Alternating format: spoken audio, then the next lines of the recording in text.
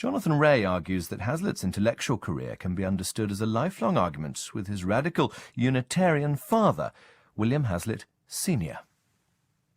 In 1825, when he was in his mid-40s, William Hazlitt brought out a collection of essays under the title The Spirit of the Age or Contemporary Portraits. The book has become notorious for its dyspeptic profiles of eminent British poets who spent their youth in ardent pursuit of liberty, only to settle down afterwards with an elderly and not very reputable lady called Legitimacy. Coleridge, for instance, who had once been a mighty heap of hope, but ended by swallowing doses of oblivion and making melancholy music to the ear of memory. And Wordsworth, who is put down by Hazlitt in a memorable phrase as a spoiled child of disappointment. But the apostasy of the poets was not entirely their fault. As far as Hazlitt was concerned, the decline from liberty into legitimacy was a natural expression of the spirit of the age. To be born in the latter end of the last century, he wrote, was a misfortune for any man of talent. To be young in the 1770s or 1780s was to be nourished with heavenly hopes, but to come of age in the 1790s was to be plunged into a world of compromise, despondency, and remorse. And if poets like Wordsworth and Coleridge were too ready to give up their early radicalism, then their philosophical counterparts, dry, abstract reasoners like Jeremy Bentham and William Godwin, were guilty of the opposite kind of treachery. These proponents of what Hazlitt called the modern philosophy were too vain or too boneheaded to re-examine their principles, despite the disappointing turn of events. Oblivious to the amiable weaknesses of human nature, they carried on worshipping at a dilapidated temple of reason and kept harping on about perfection and truth as the sole law of human action. As far as Hazlitt was concerned, the political disappointments of the 1790s had put these fine philosophical certainties to flight. The volcano of the French Revolution was seen expiring in its own flames like a bonfire made of straw, and the modern philosophy, counterscarp, outwork, citadel, and all fell without a blow, as if it had been a pack of cards. The modern philosophy, for Hazlitt, was guilty of the sin of pride. It was imperturbably self-satisfied, unable to see itself as anything but the heroic champion of absolute truth against the malevolent forces of infamy and prejudice. And this kind of philosophical self-assurance, according to Hazlitt, was a betrayal of the true spirit of philosophy. Modern metaphysics arises from an impatience of inquiring into the real causes of things, and a determination to substitute a positive and tangible idea for an obscure or remote one, whether right or wrong. The advocates of the doctrine have been generally persons who could not bear for a moment the least uncertainty. People in general suppose they have a right to have an opinion on all subjects, and because they have never thought about the question at all, it appears to them self-evident. A philosopher should take warning and avoid this vulgar error. He should have firmness and candour to say, I think a thing is so, but I do not know why. I will not deceive you or amuse myself with a foolish and idle theory. And often, instead of taking for his motto, I will lead you into all knowledge, he should be contented to say, I will show you a mystery. Spirit of the Age has often been criticised for its outbursts of cantankerousness, especially against the poets. But taken as a whole, it's more notable for quizzical poise than for righteous indignation. And Hazlitt's ambivalence ran very deep, for as far as he was concerned, his own dear father, also called William Hazlitt, was the very model of a modern rationalistic philosopher, an early convert who stuck doggedly to the good old cause till his death in 1820 at the age of 83. As well as being a modern philosopher, Hazlitt's father was also a Christian minister. But like many other 18th century Christians, he had no time for the paradoxes of faith or the dark nights of the soul. He combined his religious convictions with a passion for radical politics and the latest developments in natural science. Newton and the Book of Nature and Revolution and the Rights of Man were almost as sacred to him as Jesus and the Holy Bible. He was born in Tipperary in 1737, and at the age of 18, like lots of clever but impecunious Irish Protestant boys, he crossed the sea to study at Glasgow University, an efficient educational machine unlike the English universities and very cheap. He attended Adam Smith's lectures on literature and moral philosophy, and was trained up in a spirit of moderate, reasonable Christianity, in the expectation of a career as a Presbyterian minister. But Glasgow's attempts to make a reasonable Christian of him overshot the mark. By the time he graduated in 1760, he regarded himself as a rational Christian, which was something rather different. He was determined to follow his own reasoning in all things, never bowing to any kind of authority, let alone participating in the Anglican Communion or any other kind of established church. In other words, he became a dissenter, and more specifically a Unitarian, meaning that he wanted to uproot all the elaborate theology that had grown up over the centuries, especially the doctrine of the Trinity, and go back to primitive Christianity as expressed in the plain and simple gospel teachings of Jesus. Where mystery begins, he wrote, religion ends. Soon after graduating, William Hazlitt Sr. moved to London in order to get close to the centre of the Unitarian movement and to work with its intellectual leader, Joseph Priestley. Priestley was celebrated as a philosopher, chemist, and Fellow of the Royal Society, but he preferred to regard himself as a simple dissenting minister, dedicated to expounding the plain, rational truths of primitive Christianity. The older Hazlitt spent 10 rootless years as a dissenting preacher, and in a small way as an author too, seeking the clearest possible arguments against the Church of England in the name of that liberty wherewith Christ has made us free. Eventually, the Reverend William Hazlitt got himself a comfortable living with a Unitarian community in Maidstone.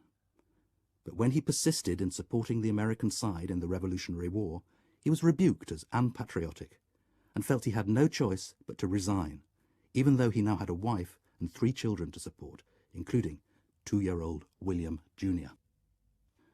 Before long, he found a new position back in his native Ireland as minister to a small dissenting community in Bandon, County Cork. But once again, he put his principles above his career. In nearby Kinsale, some 350 American sailors were being held in captivity without being accorded the rights of prisoners of war. They were mocked and humiliated and even used for bayonet practice by their English guards. Hazlitt organised a protest to the British government and helped some escaped prisoners find their way back to America. But when his congregation in Bandon heard about his subversion, they started to disrupt his sermons and abuse him as a black rebel. So after less than 3 years, he had to uproot his family once more, this time to try their luck on the other side of the Atlantic. Like most radicals at the time, the Reverend William Hazlitt regarded America as a prototype of republican freedom, free of the taint of irrationality or arbitrary power, and he hoped to help shape it into a nation of rational dissenters. His wife and young family were certainly exhilarated by arriving in what seemed to them like a truly free country, and he himself would always be proud of giving the first systematic expositions of Unitarianism in America, delivering lectures in Boston and Philadelphia, and publishing digests and anthologies of Priestley's principal works. But when he was offered a plum job as founding president of Dickinson College in Pennsylvania, he turned it down because the trustees asked him to set out his religious creed. He had come to America a free man, he said, and he was not about to submit to human authority in matters of faith. In 1786, after more than 3 years in America, the Reverend William Hazlitt brought his family back to England and settled for a poorly paid job as minister to a small congregation in the Shropshire village of Wem, just north of Shrewsbury. From a worldly point of view, it was a humiliating defeat. But young William took great pride in his father's stubborn high-mindedness. The dissenter does not change his sentiments with the seasons. He does not suit his conscience to his convenience. He will not give up his principles because they are unfashionable. He neither subscribes to the dogmas of priests, nor truckles to the mandates of ministers. He has a rigid sense of duty, which renders him superior to the caprice, the prejudices, and the injustice of the world. And the same habitual consciousness of rectitude of purpose, which leads him to rely for his self-respect on the testimony of his own heart, enables him to disregard the groundless malice and rash judgments of his opponents. A dissenting minister is a character whose place cannot well be supplied. The Reverend William Hazlitt would never lose his confidence in the ultimate triumph of rational Christianity. Of all the evils with which the world abounds, as he put it in one of his sermons, there is none so baneful as determined prejudice. Young William, now 11 years old, was able to join him in celebrating the fall of the Bastille in 1789, and he felt sure that if he himself would not live to usher in the ultimate triumph of rational freedom, surely his son would do so for him. It would be a terrible sadness to them both, but as time went by, they found it more and more difficult to agree. The son would never cease to admire his father's willingness to suffer obloquy and dislike for the sake of his abstract attachment to a cause, but he began to suspect him of a kind of conceit as well, and wondered if his assurance of his own rectitude might arise more from want of sympathy and imagination than from strength of reason. Those who, from their professing to submit everything to the test of reason, have acquired the name of rational dissenters, have their weak sides as well as other people. Their ideas want airing. For fear of soiling them, they keep them folded up and laid by in a sort of mental clothes press through the whole of their lives.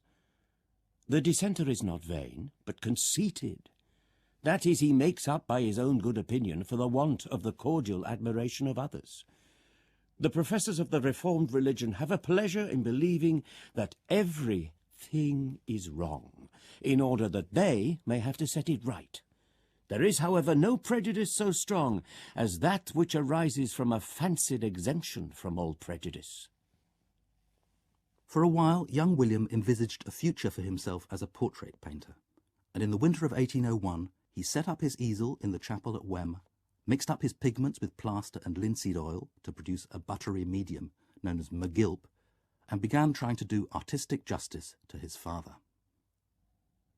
The sketch promised well, and I set to work to finish it, determined to spare no time nor pains.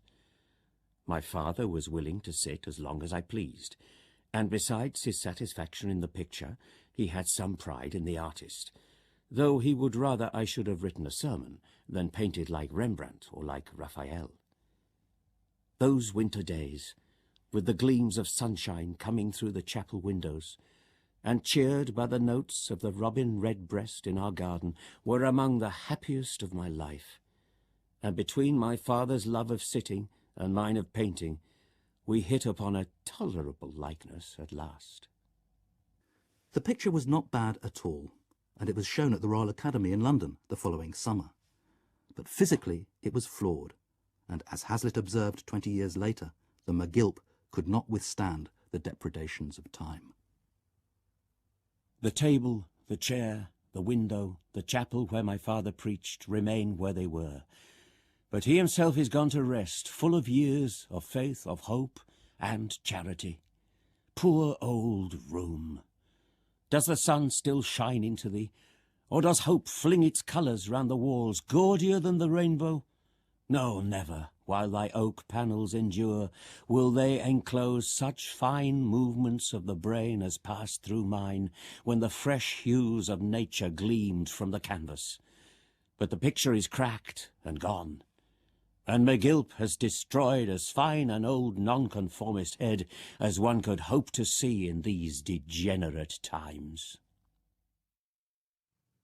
William Hazlitt, Philosopher, was presented by Jonathan Ray and produced by Gillian Hush.